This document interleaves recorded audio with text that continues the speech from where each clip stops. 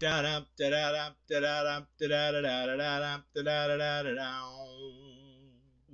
does that even mean, Bowers Game Corner?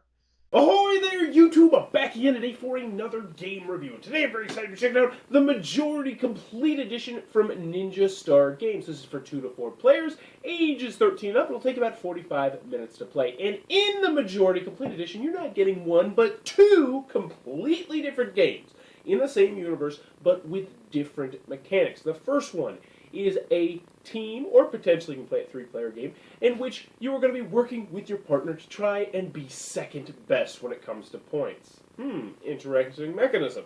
In the second game, it is a 2-player head-to-head game where you are going to be sharing the same hand and just passing it back and forth. You're going to be sharing hands, passing it back and forth, creating columns, trying to get the most delicious victory points. Yet again, another interesting mechanic. Now, I do want to mention the middle part of this video is a little bit longer because I had to do it for 2 games. And also, I feel like I did not explain the 2-player game as well as I should have, and I apologize for that. Unless, of course, I did explain it well, because I'm not quite sure. So, let me know in the comments below if I did explain it poorly, and I'll apologize. But, anywho, let's get to the middle part, and I'll show you how this game works. Alright, then, we're going to take a look at what you're going to get inside of the Majority, the Complete Edition. Now, first and foremost, I do want to mention, I'm going to be trying to go over both games, so I'm going to be going over them in somewhat of a brisk pace. So first and foremost, we have our handy-dandy rule booklet.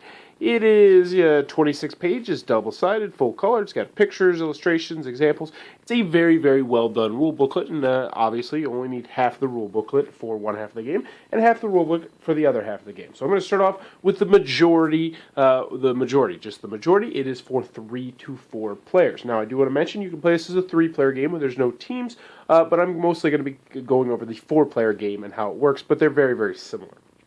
So in this game, you're going to have all these cards, and you're going to shuffle all these cards. And they're going to be a couple different colors.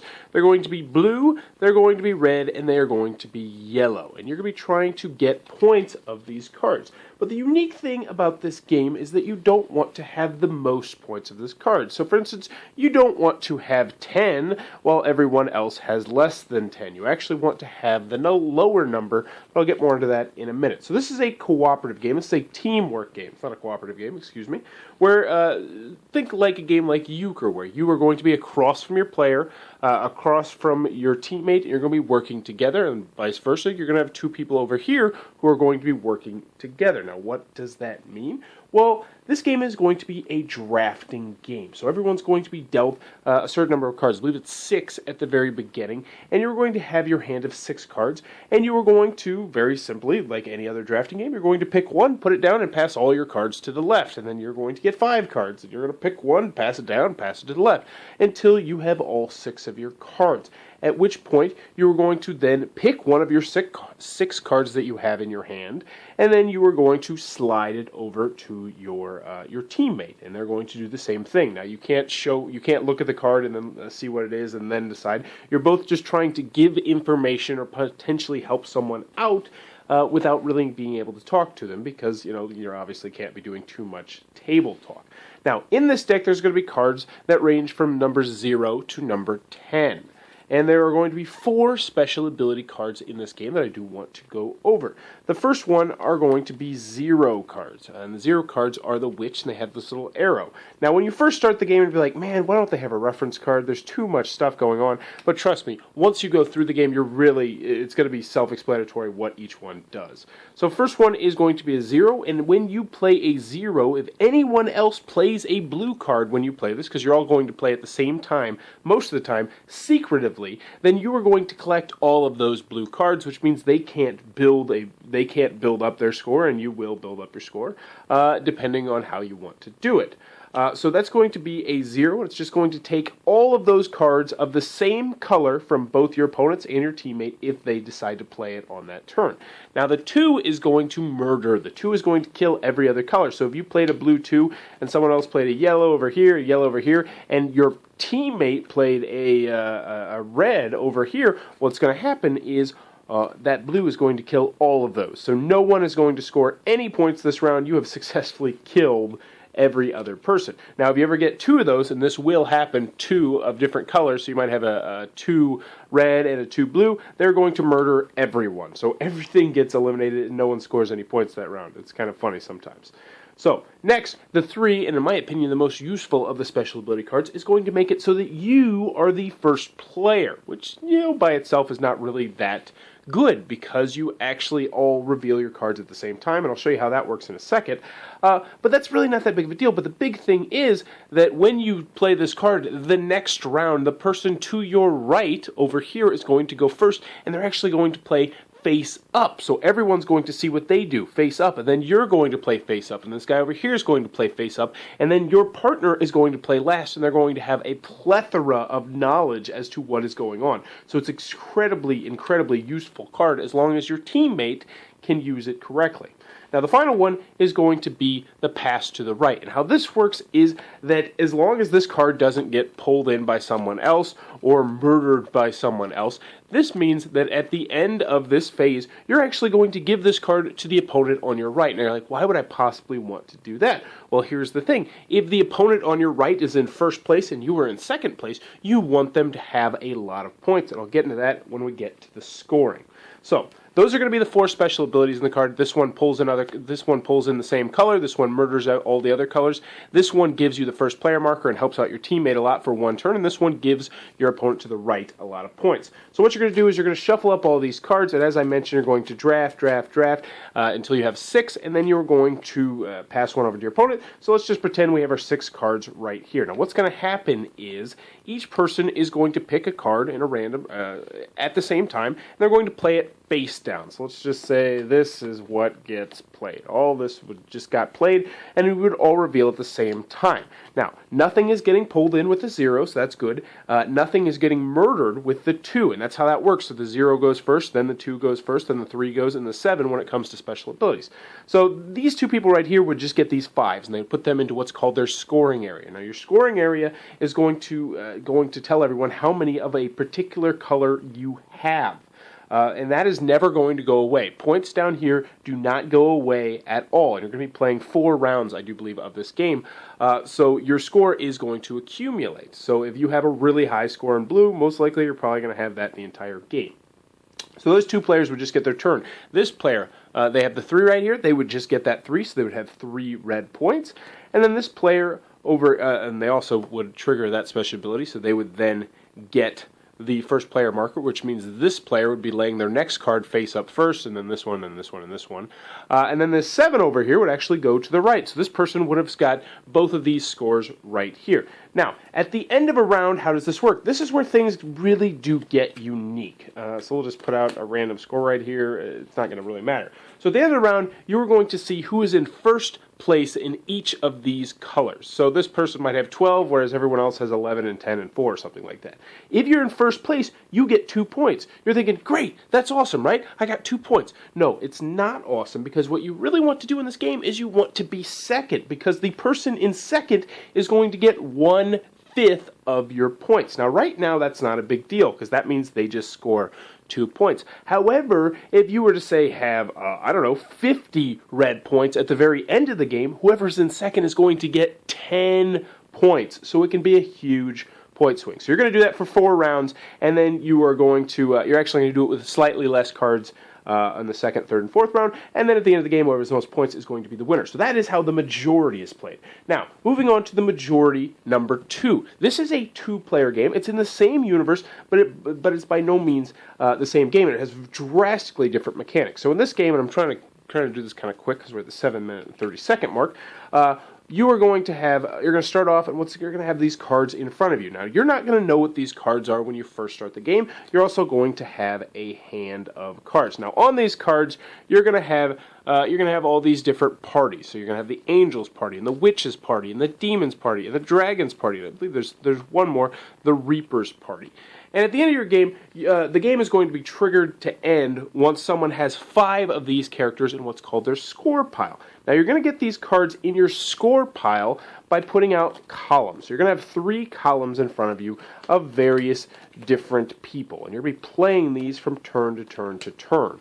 I'm not going to go too much into the turn order, but the main thing in this game is that you're going to start off and you're going to have 3 coins, and on your turn, you're going to do the same thing over and over and over again. You're going to have a certain number of cards, and on your turn, you're going to decide, do I like these cards? would I rather switch out all these cards down here for these cards right here? And you say, all right, I'm going to decide to do that. So all these cards that are down here would now go right here, and then these would become the new cards in your hand. So if you're still not happy with this, though, you can then decide to draw 2 more cards, and or potentially more. It all depends on how many things you have in your score pile over here. But now what you're going to do is you are going to play some of these cards. Now I do want to mention that by drawing more cards into your hand, which is going to help you out, you're also going to help out your opponent because they're going to put one of these cards, bloop, down here, which is going to be good for them. So, I'm not doing this too well, I don't think, right now. So what's going to happen now is you're going to be able to play one of these cards for free. So let's take a look at some of these cards. Now these cards are going to be the different parties that I mentioned. They're also going to have different statuses. So this one's a junior, this one's a secretary. Secretaries are the worst. She's going to get you 2 victory points if she's in your score pile at the end. Most likely you've never put a secretary in your score pile, though. Moving all the way up to the veteran, which will score you 4 points and will have cool special abilities. But you can only play these at certain points throughout the game. You can't play them whenever you want. All the way up to the aristocrats, who are normally going to have really good special abilities, which will do some really cool things for you. But the important thing is, let's take a look at some of these cards. This is how many coins it's going to cost you to play one of these cards in front of you. And your coins are going to be over here. And this one has a really unique mechanism where your coins are going to be built up. So when you start off the game, you're going to start with 3 coins. But as you collect more groups of columns, and I'll get into how that works in a second, you're going to gain more coins, which means you'll be able to buy more people and put them out there in these columns. Now these columns I mentioned, what you're trying to do in these columns is you're trying to have 3, at least 3, of a particular party. So right now I'm doing absolutely terrible because none of these match. But ideally, what your one would look like is you'd have, the demon, and then you might have a dragon and an angel. But as long as you want to have 3 of a particular type in each column. And if you can do that, you're going to get rid of the other cards that do not match, and you're going to keep one of these cards for the victory points at the end of the game, or a particular special ability that they might give you. So you obviously have, this is a no-brainer, this guy's worth 3 points, so I'm going to put him over here. In addition, for doing that, you're now going to have an extra coin that you'll be able to spend and purchase more people to put into your columns. But at the same time, your opponent will be able to sabotage your columns, and you'll be able to do the various different things. Now, the main unique mechanism in this game, because I feel like I'm explaining it really bad, is that your hand is not your hand. So let's just say my turn is over, I played the cards into my column and I wanted to. Now what I'm going to do is I'm actually going to hand my cards to my opponent, and they're going to do the same thing to me. So you're going to be sharing hands back and forth, which can make things very, very interesting. Also, you want to try and build up down here, because if you build up down here, then you might have some really good cards in here, and once you have a lot of money, you can pick these up, and you might be like, I'm going to play this, and boom, and boom, and boom, and you can score a lot of points.